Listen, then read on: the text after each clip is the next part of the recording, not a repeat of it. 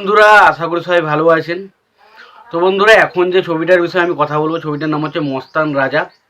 তো এই ছবিটার বিষয়ে রিভিউ করার আগে একটা কথা বলে নিতে চাই।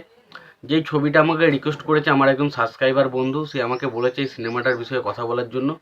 ছবির নাম হচ্ছে মস্তান রাজা এবং ছবিতে অভিনয় করেছেন জসিম, সাবানা সহ আরও অনেকে। এবং ছবিটার পরিচালক হিসেবে কাজ করেছেন দেওয়ান দেওয়ান নজরুল কিন্তু ছবিতে পরিচালক হিসেবে কাজ করেছেন। তো এই ছবিটাকে নিয়ে এখন স্পেশালি আলোচনা হবে। তো তার আগে প্রত্যেকটা বন্ধুকে অনুরোধ করে রাখবো, আপনারা যদি চ্যানেলটায় নতুন হয়ে থাকেন অবশ্যই আপনারা চ্যানেলটা সাবস্ক্রাইব করে নেবেন। আর যদি আপনাদের ভিডিওটি ভালো লেগে থাকে অবশ্যই লাইক কমেন্ট শেয়ার করতে ভুলবেন না। তো মস্তান রাজা ছবিটা রিলিজ হয়েছিল 1993 সালে। ছবির পরিচালক, প্রযোজক এবং সঙ্গীত পরিচালক হিসেবে কারা কাজ করছেন সেই বিষয়টাকে দেখে নিয়ে যাক, তারপর নয় সিনেমাটার বিষয়ে আলোচনা করা যেতে পারে। তো এই সিনেমার পরিচালক হিসেবে কাজ করছেন দেওয়ান নজরুল। ছবিটার সঙ্গীত পরিচালক হিসেবে যে কাজ করেছেন তার নাম হচ্ছে আলম খান। এবং ছবিতে অভিনয় করেছেন সাকিব খান বলছি, জসিম, সাবানা, দিতি, অমিত হাসান, ববিতা, আহমেদ শরীফ সহ আরও অনেকে।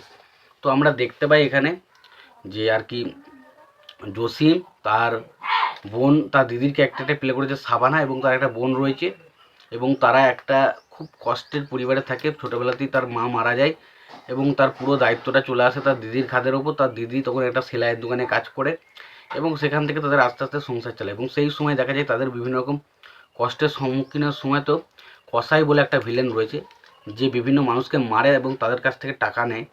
এবং দেখা যায় যে সেরকম একটা কসাইয়ের ফাঁদে পড়ে হচ্ছে জসিমের ক্যারেক্টারটা ছোটোবেলায়। এবং সে বিভিন্ন রকমভাবে সে খাবার কেনার চেষ্টা করে, তার দিদির ওষুধ কেনার চেষ্টা করে, বাট তাকে বারবার তার কাছ থেকে টাকা ছিনিয়ে নেওয়া হয়।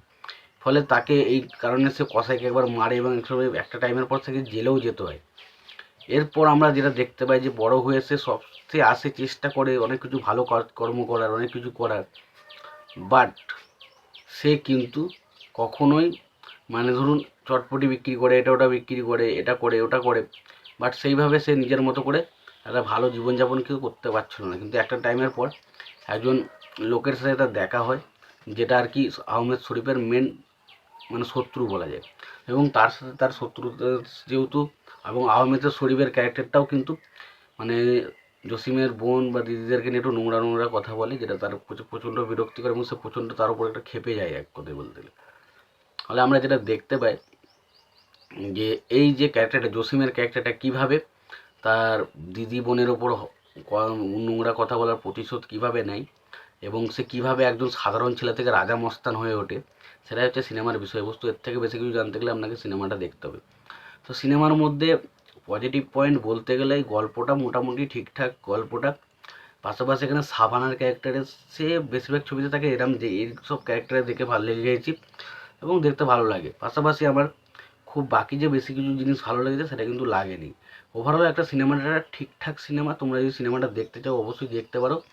আর সিনেমাটা দেখে থাকলে তোমাদের সিনেমাটা কেমন লেগেছে জানাতে ভুলো না। ভিডিওটি ভালো লেগে থাকলে লাইক কমেন্ট শেয়ার করে দিও। চ্যানেলটা নতুন হয়ে থাকলে অবশ্যই তোমরা চ্যানেলটা সাবস্ক্রাইব করে নিয়ে পাশে বেল আইকনটা অবশ্যই প্রেস করে দিও। ভালো থেকো, সুস্থ থেকো, দেখা হচ্ছে পরে ভিডিওতে।